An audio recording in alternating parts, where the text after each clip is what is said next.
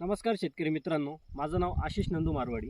आम्ही सध्या हा जो विषय आपल्याकडे ड्रिचिंगचा, की ड्रिचिंग करण्यासाठी लेबर मिळत नाही आहे किंवा ड्रिचिंग करताना किती पाणी झाडाला टाकायचं, तर आपण प्रत्येक वेळेस आहे ना शिकार पंपांचं ड्रिचिंग करायची असले आपल्याला, की आपण याच्या पुढे माप लावतो आणि ते टाकतो.